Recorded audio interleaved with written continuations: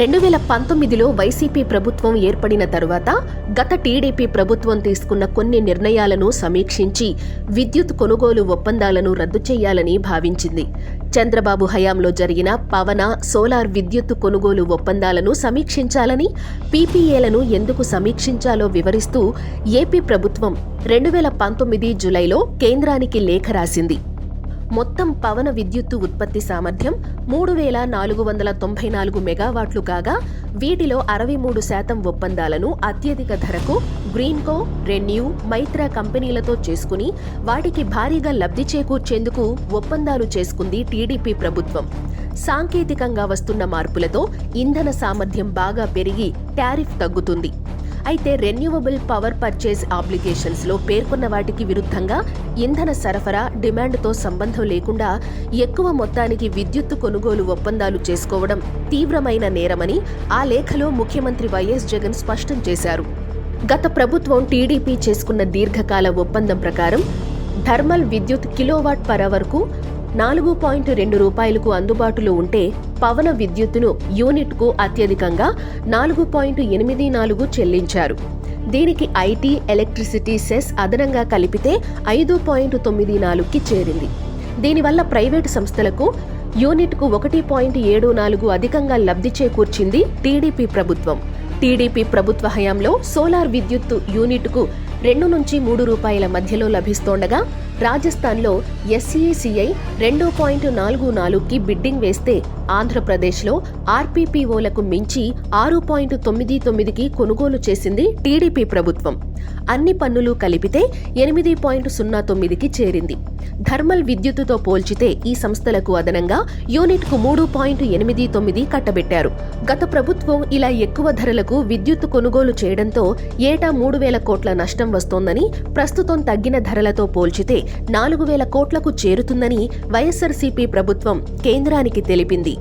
తక్కువలో తక్కువగా గత ప్రభుత్వ నిర్ణయాలతో 3 ఏళ్లలో ఖజానాకు 5,500 కోట్ల నష్టం జరిగిందని, ఈ ఒప్పందాలు 22 ఏళ్ల పాటు కొనసాగితే మరింత ఆర్థిక భారం పడనుందని, తక్కువ ధరలోనే విద్యుత్తు అందుబాటులో ఉన్నప్పటికీ ఎక్కువ ధర చెల్లించి కొనడంతో డిస్కంలు దివాళా తీసే పరిస్థితి వచ్చింది.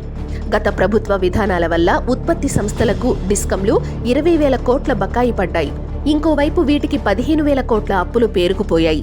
ఈ ఆర్థిక భారాన్ని సరిదిద్దడానికి తక్షణం పరిష్కార చర్యలు తీసుకోవాల్సి వస్తోందంటూ జగన్మోహన్ రెడ్డి కేంద్రానికి లేఖ రాశారు.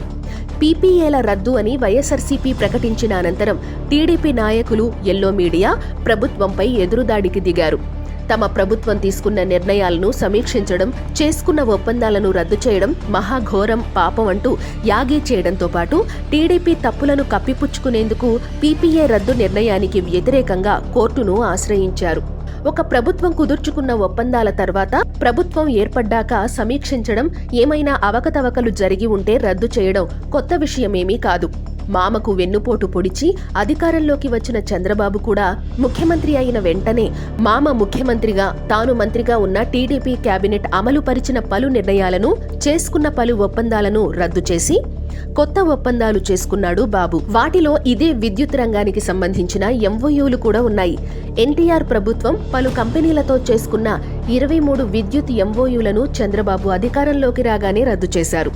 ఎన్టీఆర్ ప్రభుత్వం ఆ ఎంఓయూలను చేసుకున్నప్పుడు అదే మంత్రివర్గంలో ఉండి కూడా అడ్డు చెప్పని చంద్రబాబు అధికారం చేజిక్కగానే సరైన కారణం చూపకుండా తీవ్రమైన విద్యుత్ సంక్షోభం ఉన్న సమయంలో ఏకపక్షంగా ఆ ఒప్పందాలు రద్దు చేసి కొంతకాలం రాష్ట్రాన్ని మరింత అంధకారంలోకి నెట్టారు. చంద్రబాబు ఇలాంటి నిర్ణయాలు ఎందుకు తీసుకుంటాడో రాష్ట్ర ప్రజలకి అప్పట్లో పెద్దగా తెలియకపోవచ్చు, కానీ అతని అవినీతి, స్వార్థగుణం ఇప్పటి ప్రజలకు బాగా తెలుసు.